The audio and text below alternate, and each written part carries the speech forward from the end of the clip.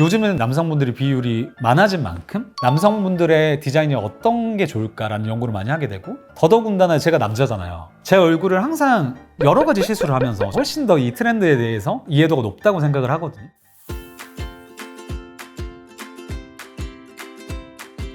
네, 안녕하세요. 당신의 얼굴을 다시 팡 밝혀주는 뷰티 온사이드 송상록 원장입니다. 오늘의 주제는 요즘 들어서 생각 외로 남자분들이 미용에 관심이 많으세요. 연령층도 되게 다양하시거든요. 그리고 관리하는 남자가 좀 인기 많은 그런 시대가 좀 왔다고 저는 생각을 하거든요. 그런 시대적인 흐름에 따라서 과연 남자들에게 효과적인 시술이 무엇인지, 그리고 어떤 식으로 받아야지 그 시술들을 100점짜리를 뽑아낼 수 있는지에 대한 것을 주제로 촬영을 하게 되었습니다. 일단은 첫 번째로는 가장 이제 대중적인 시술이 제모거든요. 제모 같은 경우는 여러 회차 받아야지 좀 효과적이거든요. 과연 몇 회까지 해야지 끝날 것이며, 효과가 좋은 제모란 게 어떤 것인지, 이 제모를 할 때 주의사항에 대해서 제가 간략하게 설명을 먼저 드릴게요. 제모라고 하는 거는 연구가 아니에요. 다 반영구거든요. 결국 시간이 지나면 나게 돼 있어요. 근데 이제 면도보다 제모의 장점이라고 제가 설명을 드리는 것 중에 하나가, 내가 아무리 열심히 면도를 해줘도 몇 시간이면 이게 다시 좀 수염 자국 때문에 깔끔해 보이지 않는 경우가 많단 말이죠. 근데 제모를 하게 되면 수염 자체의 모의 굵기가 얇아지거든요. 모의 굵기가 얇아진다는 것은 면도를 하게 되더라도 쉽게 면도가 되고 그 자국이 별로 안 남게 돼요. 그래서 훨씬 더 깔끔한 인상을 줄 수가 있거든요. 어차피 면도하는 그 평생의 비용을 부담할 바에는 제모를 조금 투자를 해서 하는 게 결국엔 더 이득일 수도 있다라고 설명을 좀 드리기도 하고요. 어떤 식으로 해야지 좀 더 내가 비용 대비 빨리 효과를 찾을 것인가. 그래서 이제 화두로 떠오르는 게 제모 기계의 종류를 많이 찾아가세요. 근데 저는 말씀드리고 싶은 게, 물론 기계의 성능도 중요하겠죠. 근데 그거보다 더 중요한 거는 수염의 모의 굵기가 어느 정도인지를 파악을 하고, 에너지라는 것과 펄스 듀레이션이라는 용어를 쓰거든요. 같은 에너지를 털을 타고 들어가서 모낭에 정확하게 전달해 줄 수 있는 그 인자가 펄스 듀레이션이에요. 두 가지 값을 이 사람의 모에 정확하게 맞춰서 조절을 해줄 수 있는가, 이게 제모 효과에 가장 영향을 주는 요소거든요. 그리고 모가 점점 얇아지거든요. 그러면 또 이거를 또 조절을 해줘야 돼요. 이런 이제 완급 조절을 저는 되게 중요시 여겨요.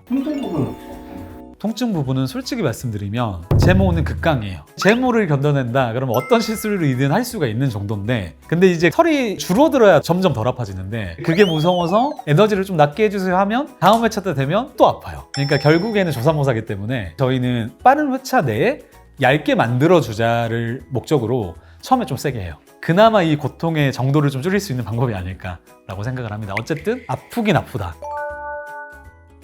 두 번째로 남자분들이 상대적으로 그래도 많이 받는 시술은 코필러. 보통 남자들은 또 코가 생명이다 이런 말이 있잖아요. 그래서 수술적인 게 좀 두렵다? 그리고 수술을 할 생각이 있지만 조금 시험 삼아서 한번 모양 좀 보려다. 그래서 대부분 이제 옆태를 봤을 때 이렇게 날렵하게 떨어지는 그런 라인을 좀 추구를 하시기 때문에 코필러를 좀 많이 맞는 것 같아요. 또 잘 고려를 해야 될 게, 코를 너무 또 높게 세워버리면 필러의 특성상 나중에 점점 옆으로 퍼지는 양이 많아요. 그러다 보면 지금은 되게 나이스한데 한 반년만 지나도 이제 아바타처럼 이렇게 벌어져 있거든요. 그래서 제가 항상 코필러 하실 때는 당부드리고 싶은 말씀이, 지금 조금 아쉽게 넣고 나중에 시간 지나도 나쁘지 않은 상태를 유지하는 게 더 나을 수 있다라고 설명을 드리거든요. 이제부터는 좀 남성분들이 약간 편견이 있어요. 이거를 내가 시술을 했다고 말하면 좀 창피하기도 하고 이런 것들인데, 그 중에 하나가 이마 필러. 내가 남자인데 탱탱하게 하는 게 좀 이질감 있지 않는가 라는 생각을 하실 수가 있는데, 전혀 그렇지 않습니다. 보통 남성분들이 눈썹 뼈가 골격 자체가 크잖아요. 미간 쪽에 눈썹 뼈는 확 튀어나와 있고, 이 뒤쪽 이마는 너무 누워있다 보니까 그 이마가 너무 단차가 커버리면 더 나이 들어 보이거든요. 제가 추천드리고 싶은 남성형 이마 디자인은 그 단차를 적절하게 좀 메꿔주기만 하는 거죠. 여전히 꺼진 것은 존재를 하거든요. 근데 머리를 깠을 때 코랑도 잘 어울리고, 그 다음에 옆모습이나 앞모습을 봤을 때도 더 플러스가 되는 거죠. 또 하나, 보통 이마 주름이 좀 있잖아요, 남성분들이. 그게 대부분 주름 보톡스로만 해결을 하려고 하거든요. 근데 생각보다 남성형 이마 주름은 정말 깊은 주름이기 때문에 필러를 채워주면 주름이 완화가 돼요. 그래서 두 마리 토끼를 다 잡을 수가 있거든요. 시술에 대한 편견이 없으시다면 이마 필러도 한 번쯤 해보시는 것도 나쁘지 않다. 또 하나 이제 좀 충격적일 수 있는 주제, 입술 필러. 남성분들이 생각보다 입술이 얇거든요. 그리고 나이가 들수록 점점 이게 이렇게 들어가요. 그래서 인중이 길어 보인단 말이죠. 그리고 입술이 작잖아요. 그러면 얼굴이 커 보여요. 그래서 제가 말씀드린 남성형 입술 필러 디자인은 말린 부분을 적당하게 그 사람에 어울리게끔 좀 뒤집어주고 가로박장만 자연스럽게. 그러면 이 사람이 입술 필러 했는지 모르거든요. 근데 되게 얼굴이 작아 보이고 인중이 짧아 보이는 효과가 있어요. 생각보다 이목구비가 정말 괜찮은데 입술 때문에 좀 아쉽다. 그런 분들에게는 저희가 조심스럽게 추천드리거든요.